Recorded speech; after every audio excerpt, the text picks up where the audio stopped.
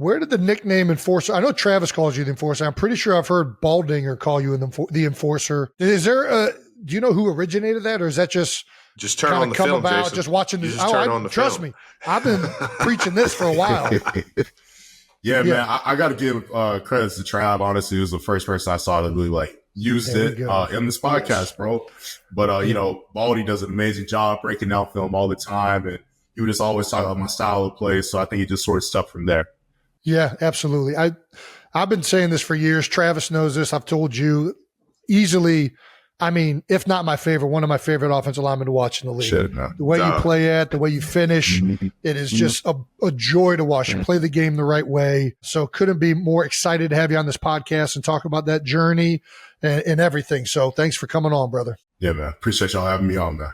Hell yeah, baby. You already know. And the thing is, as the enforcer, when you get a guy that is the enforcer on a team, I'm telling you, when he first got here, you could see the mentality of the offense start to get a little meaner, start to get a little bit more on the attack. And it's just, it's contagious, man. And Trey, I don't know what it was like at Tennessee because I wasn't there, but something tells me that you were really the motor of that team as well, man. Because every time I feel like you go into a new building, man, all of a sudden that culture changes a little bit to get a little bit more serious and a little bit more about the business, man.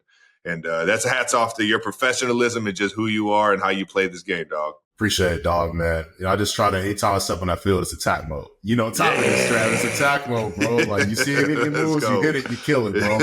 Yeah. Let's go. So, man, got that early in high school, but yeah, man, it's, I really appreciate the words from both of y'all, man. Just understand how much I respect both of y'all, and I really appreciate it, bro. Hell yeah, I feel like it's not even just an enforcer and how hard you hit people and how aggressive and how you finish. There's also like a swagger and like a boisterous, like what does Andy say? What does Andy call bravado? Is Andy Reid ever called it bravado? Yeah. Oh yeah. There's that part of it where I remember, I don't know if it was the Chiefs cut these clips up, and hopefully Brandon can find it.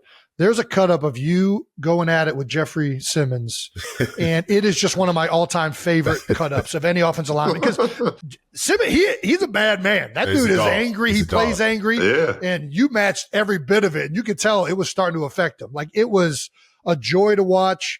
It's one of my favorite games, baby. Oh, my gosh. That was physical. It was a physical one, man. Tennessee's always a banger. You know, you see it after the runs when you're picking up Pacheco or whoever just got like a big carry, you're pointing to the first down. Yeah. There's a level of excitement and tenacity that rubs off on those around you. And that's the enforcer. It's it's that plus the physical nature of how you play the game. You got it?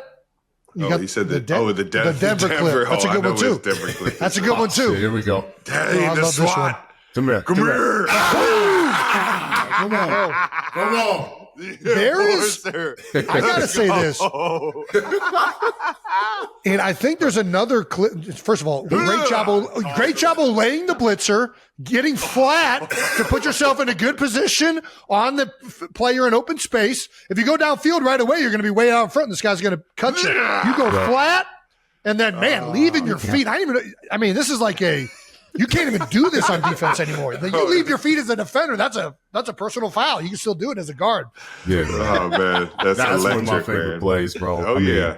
Coach Hank did a great job that week prepping us, and Creed and I identified it. We saw it before it came up. And we're just like, hey, it's coming up. Let's get it. As soon as he blitzed it, I'm like, oh, it's game over. And I saw Justin Simmons sort of plant his feet. I'm just thinking like, coming from top down. Why are you sitting still? Yeah.